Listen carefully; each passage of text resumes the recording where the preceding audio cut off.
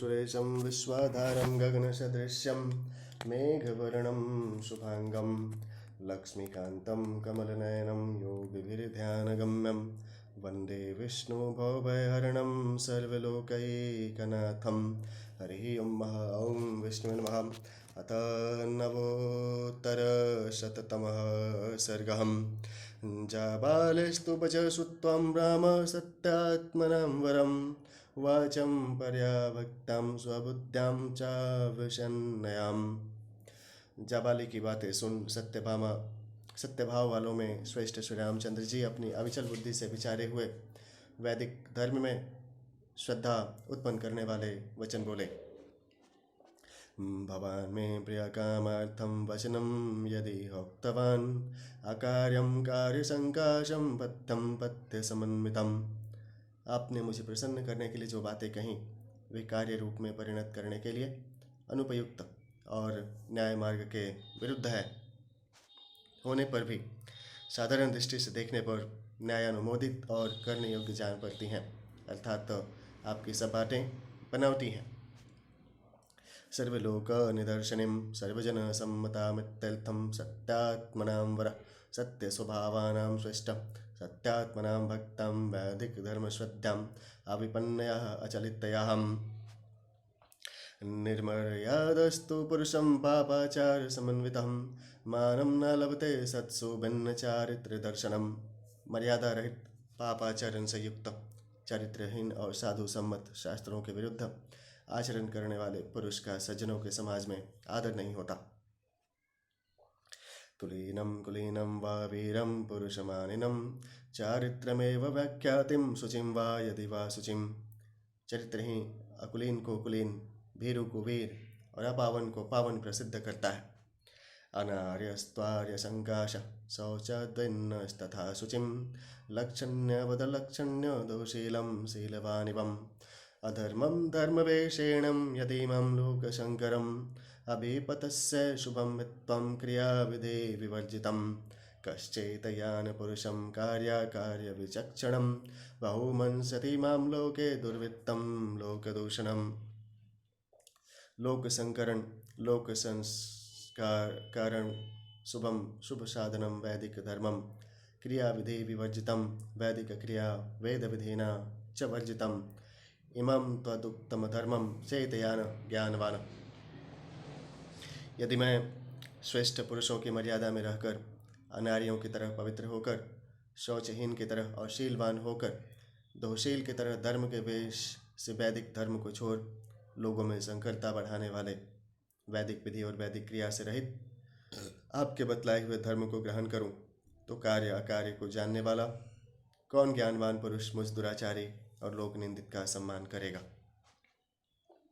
कस्यं दास्याम्यहं वित्तं केन वा स्वर्गमाप्नुयाम् अनयां वर्तमानो हि वित्तं हीन प्रतिज्ञाम्। यदि आपके उपदेशानुसार मैं इस सत्य प्रतिज्ञा पालनहीन वृत्ति को अवलंबन कर लूँ तो मैं किस कर्म के द्वारा स्वर्ग प्राप्त करूँगा। कामवृत्तस्त्वयं लोकः कृतस्नः समुपवर्तते यदवृत्ताः सन्ति राजानस्तदवृत्तां सन्ति ही प्रजा। जब मैं ही यथेच्छाचारी हो गया तब अन्य सब लोग अपना मनमाना काम करने लगेंगे, क्योंकि राजा का जैसा आचरण होता है वैसा ही आचरण प्रजा का भी हो जाता है। यथा राजा तथा प्रजा प्रसिद्ध ही है। सत्यमेवानुशंसं च राजवित्तं सनातनं तस्मात् सत्यात्मकं राज्यं सत्ये लोकः प्रतिष्ठितम्। भूतानुकंपा प्रधान और सनातन राजधर्म सत्य रूप है, अतः राज्य सत्य रूप है और सत्य ही से यह लोक टिका हुआ है। अनिशंसं भूतानुकंपा प्रधानं सनातनं च राजवित्तं सत्यरूपमेव। अर्थात राजा का धर्म है कि वह प्राणी मात्र पर दयायुक्त व्यवहार करे और अपने व्यवहार में असत्य को स्थान न दे। राजधर्म में झूठ बोलना निषिद्ध है। भूतानुकंपा प्रधान एवं सत्य रूप राजधर्म अनादि सिद्ध है। सत्य व्यवहार यदि लोप हो जाए तो इस लोक में एक क्षण भी रहना कठिन हो जाए। ऋषयश्चैव देवाश्चं सत्यमेव हि मे निरयं सत्यवादे हि लोके अस्मिन् परमं गच्छति क्षयम्। देखो, ऋषि लोग और देवता लोग सत्य को उत्कृष्ट मानते हैं, क्योंकि सत्यवादी पुरुष को अक्षम्य ब्रह्मलोक प्राप्त होता है, अक्षय ब्रह्मलोक प्राप्त होता है। उद्देजन्ते यथा सर्वाणाराधनरेतवादिनः धर्मः सत्यम परो लोके मूलम स्वर्गस्य चोच्यते। मिथ्यावादी पुरुष से लोग वैसे ही डरते हैं जैसे सांप से।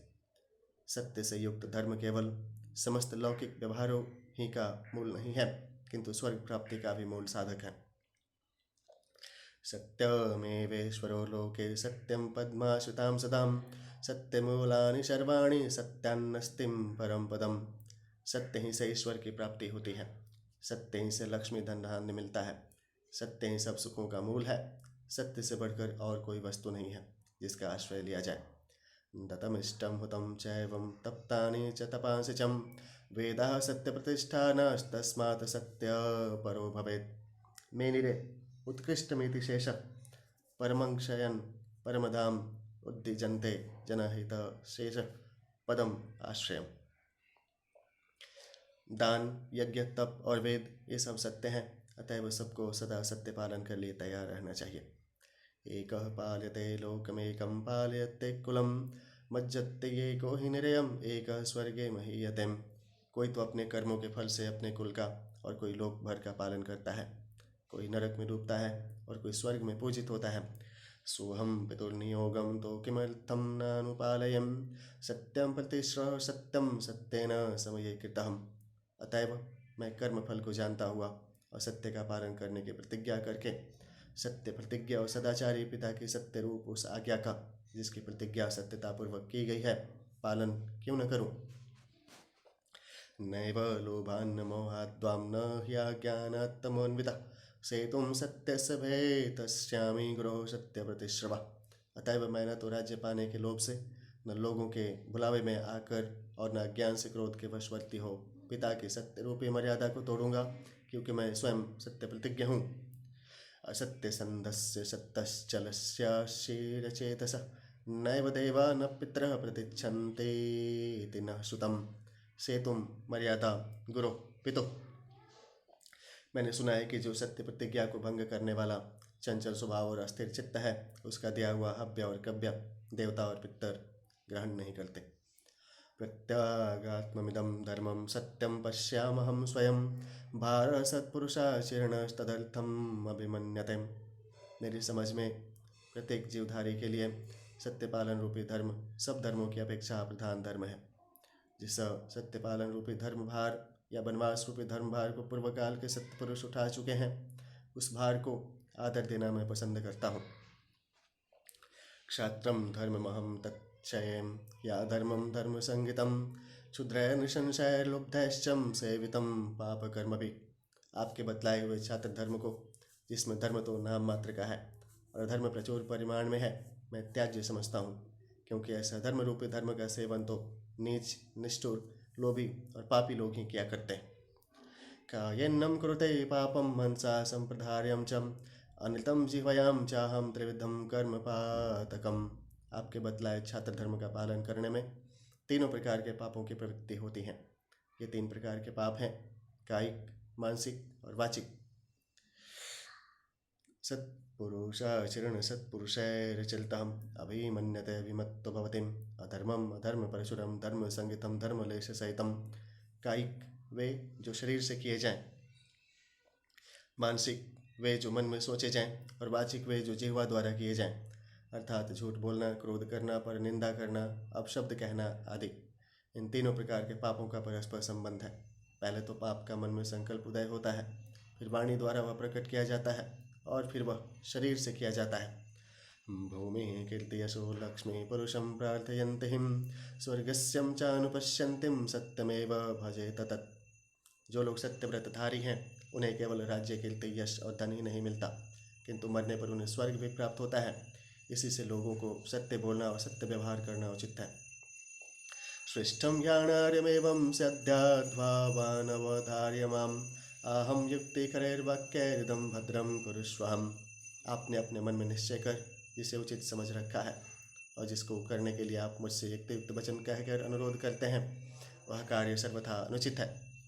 कथम ह्यां प्रतिज्ञायं वनवासमिमं गुरो भरतस्य करिष्यामि वचो हित्वां गुरोर्वचः।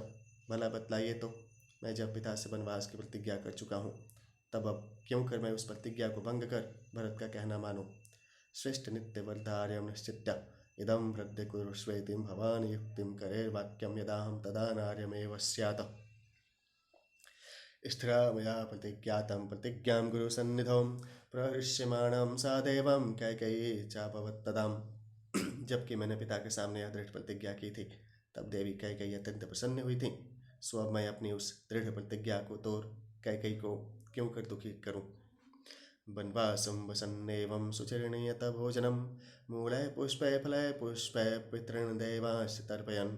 अतएव मैं पवित्र मूल फल फूलों के देवता और पितरों को तृप्त कर और बचे हुए को स्वयं भोजन कर शुद्ध हृदय और संतुष्ट होकर वन में वास करूंगा। जो पदार्थ देवता पितरों को अर्पण कर खाए जाते हैं, उनके खाने से हृदय शुद्ध होता है। जो ऐसा नहीं करते वे पाप करते हैं। गीता में भगवान श्री कृष्ण ने कहा है, भुंजन्ते ते त्वध्यं पापम ये पचन्त्यात्म कारणात्, अर्थात जो अपने खाने के लिए रसोई बनाते हैं वे अन्न नहीं प्रत्युत पाप खाते हैं। संतुष्ट पंचवर्गोऽहं लोकयात्रां प्रवर्तते अकुहं श्रद्धान सत्कार्या कार्य विचक्षणम्। मैं छल छिद्र त्याग कर कर्तव्य का विचार कर वैदिक क्रियाकलाप में अकृत्रिम श्रद्धा रखकर तथा पांचों इंद्रियों को संतुष्ट रखकर पिता की वचन पालन रूपी लोक यात्रा का निर्वाह करूंगा। संतुष्ट पंचवर्गम परितुष्ट पंचेन्द्रिय वर्ग लोक यात्रां पितृवचन परिपालन रूप लोकवर्तनम अकुहम अकृत्रिमः। कर्म भूमिर्मिमां प्राप्यं कर्तव्यं कर्म यच्छुभम् अग्निर्वायुश्च सोमश्चम कर्मणां फलभागिनः। इस कर्म भूमि में आकर शुभ कर्मानुष्ठान करना उचित है, क्योंकि कर्मों के फल के भागी अग्नि वायु और चंद्रमा है। अर्थात मनुष्यों को क्रमानुसार अग्निलोक, वायुलोक और चंद्रलोक की प्राप्ति होती है, अथवा शुभ कर्मों द्वारा ही जीव अग्नि, वायु और चंद्रमा होते हैं। शतं क्रतूनामाहृत्यं देवराटं त्रिदिवं गतः तपंसि उग्राणि चास्थायं दिवं याता महर्षय।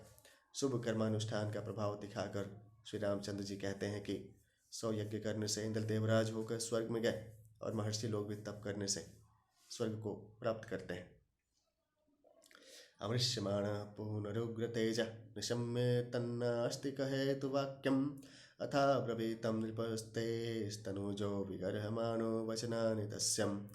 उग्र तेज वाले नृपनंदन श्री रामचंद्र जाबाली के नास्तिकता से भरे वचन सुन उनको सहन न कर सके और उन वचनों की निंदा करते हुए उनसे फिर बोले, सत्यम च धर्मम च पराक्रमम च भूतानुकंपां प्रियवादितां च द्विजातिदेवातिथिपूजनं च पंथानमाहो दिवसस्य सन्तः। हे जाबाली, सत्य बोलना, अपने अपने वर्ण और आश्रम के धर्म का पालन करना, समय पर पराक्रम दिखाना, भूत दया, प्रिय वचन बोलना, ब्राह्मण देवता और अतिथियों का पूजन करना, इन कर्मों के करने से साधु जन स्वर्ग की प्राप्ति बतलाते हैं। तेनैव माज्ञाय यदा यथावदर्थं मेकोदयं सम्प्रति पद्म विप्रः धर्मं चरन्तः सकलं यथावत् कांक्षन्ति लोकगमम प्रमत्ता। इसलिए ब्राह्मण लोग इसका यथावत अर्थ समझ सावधान होकर वर्णाश्रमोचित समस्त धर्मों का पालन करते हुए ब्रह्मलोक आदि की आकांक्षा करते हैं। निंदाम्यहं कर्म पितुः कृतं तद्धस्त्वामगृह्णादिपमस्थबुद्धिं बुद्ध्यानयैर्वं विधनाचरन्तं सुनास्तिकं धर्मपथादपेतम्। हे जाबाली, मैं अपने पिता के इस कार्य की निंदा करता हूँ कि उन्होंने तुम्हारे जैसे वेद मार्ग से भ्रष्ट बुद्धि वाले धर्मच्युत एकोदयं संप्रतिबद्धं एककंट्यं प्राप्य निंदाम्यहं दिक्कर्मभ्यो बहिष्करोमि विषमस्तबुद्धिम् अवैदिकमार्गस्नातबुद्धिम्। उन्होंने तुम्हारे जैसे वेद मार्ग से भ्रष्ट बुद्धि वाले धर्मच्युत नास्तिक को अपने यहाँ रखा, क्योंकि चार्वाक आदि नास्तिक मत का जो दूसरों को उपदेश देते हुए घुमा फिरा करते हैं, वे केवल घोर नास्तिक ही नहीं प्रत्युत धर्म मार्ग से च्युत भी हैं। यथा हि चोरः स तथा हि बुद्धस्तथा गतं नास्तिकमत्र विद्धि तस्मात् प्रियः शङ्कयत्तमः प्रजाजनं न नास्तिकेनाभिमुखो बुधः स्यात्। राजा को चाहिए कि प्रजा की भलाई के लिए ऐसे मनुष्य को वही दंड दे जो चोर को दिया जाता है, और जो इनको दंड देने में असमर्थ हों उन समझदारों या विद्वानों को ऐसे नास्तिकों से बातचीत भी न करनी चाहिए। तत्तो जना पूर्वतरैवराश्चं शुभानि कर्माणि बहूनि चक्रुः जित्वा सदैमं च परं च लोकं तस्मादतिजः स्वस्ति हुतं कृतं च।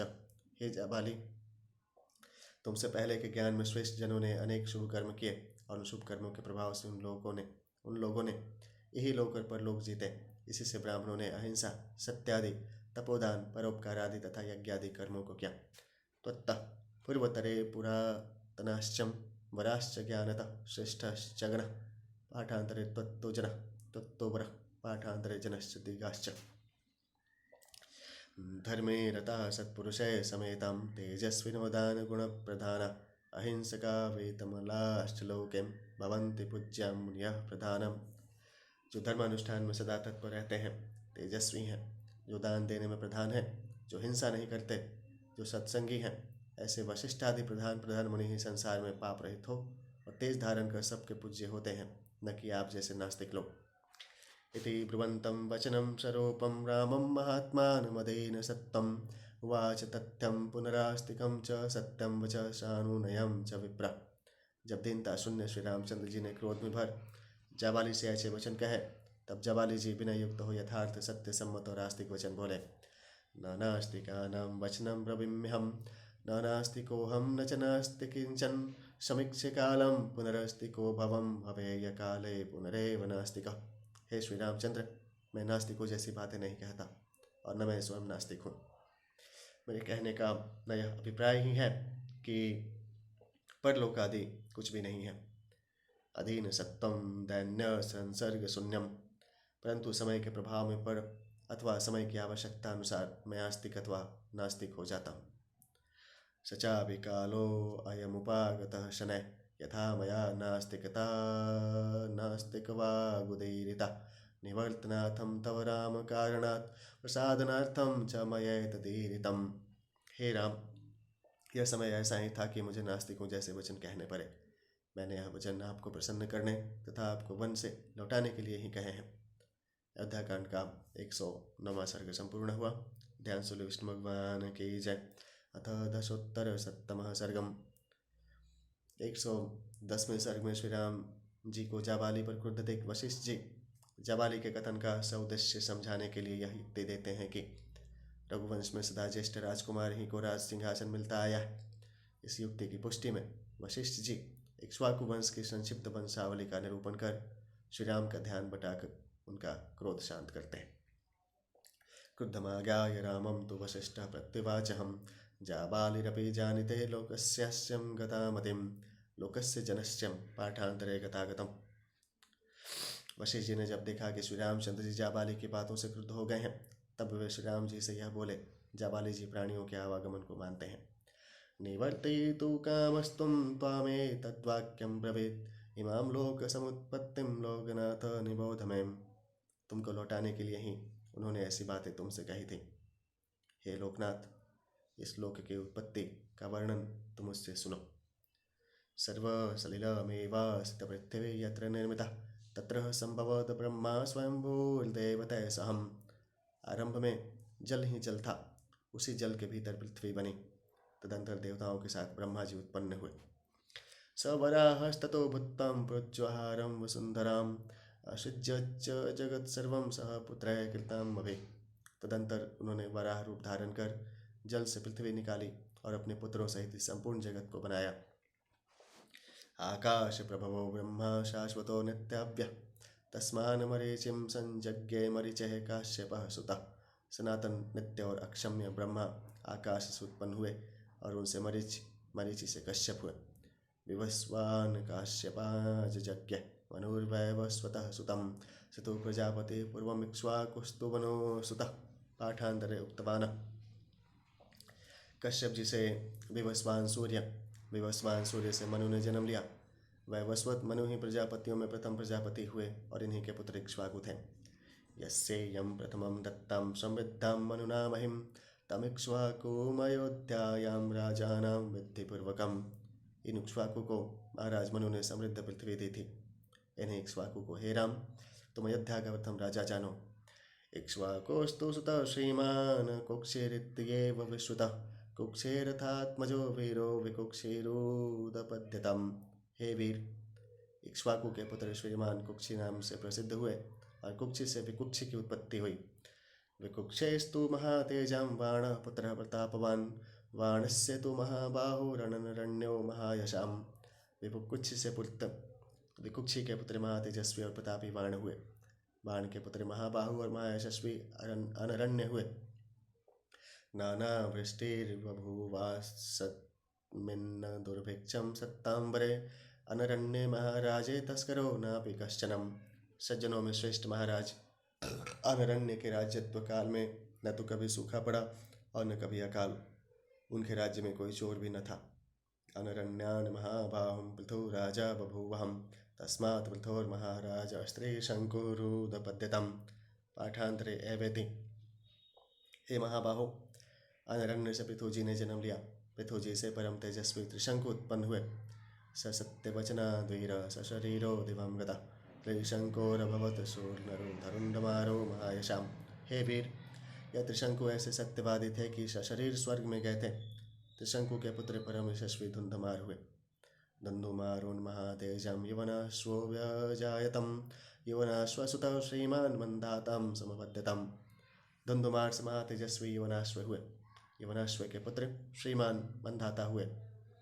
मंधातोस्तु महातेजा सुसंधेरुदपद्यतं सुसंधेरपि पुत्रोदो ध्रुव सन्निधे प्रसेनजित्।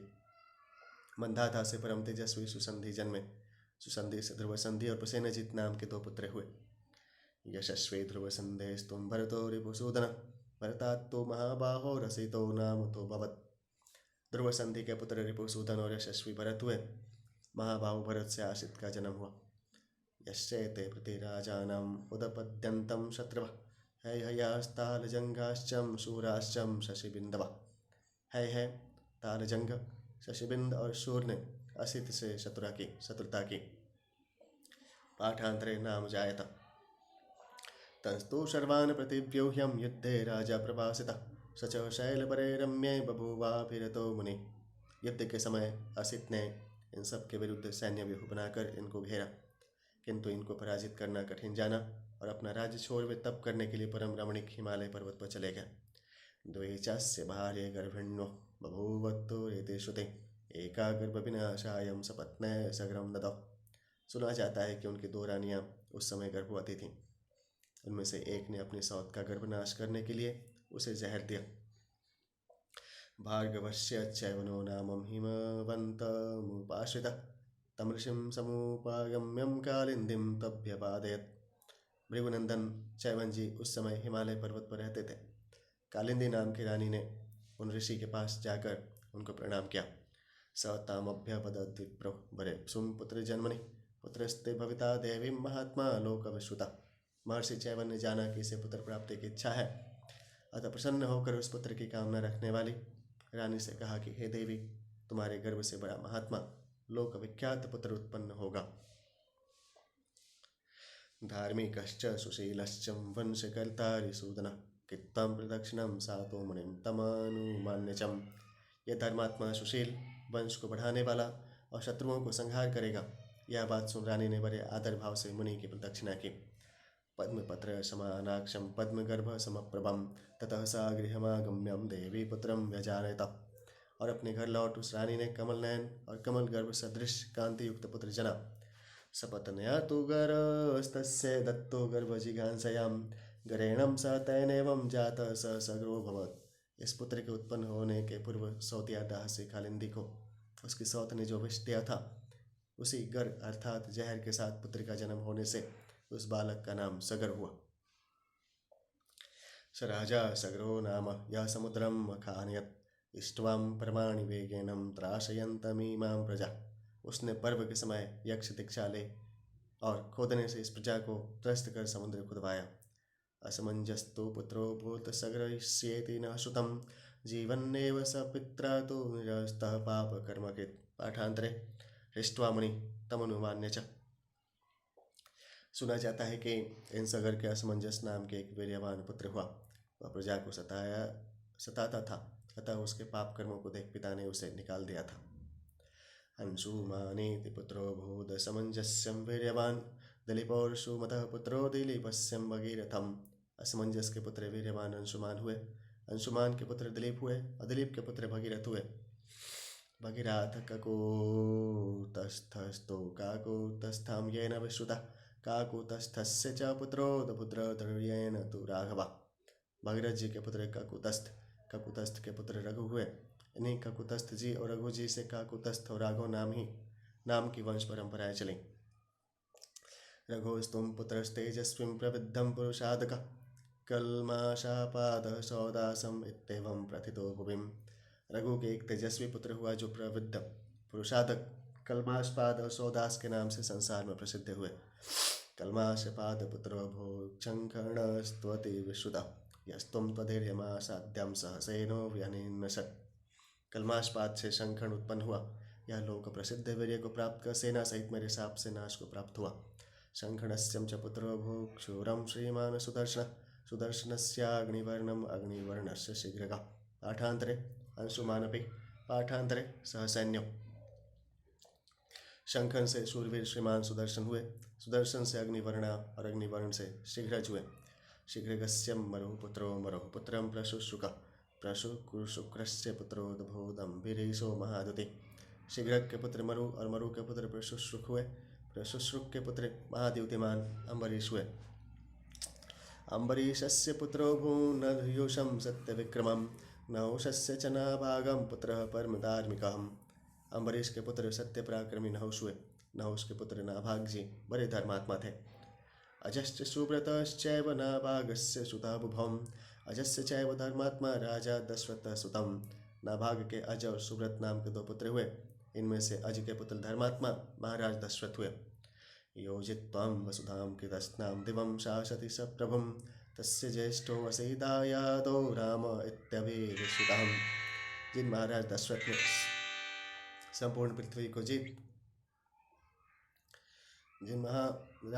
ने संपूर्ण पृथ्वी को जीतकर स्वर्ग तक का शासन किया था, उन्हीं महाराज दशरथ के विश्वविख्यात ज्येष्ठ पुत्र तुम हो।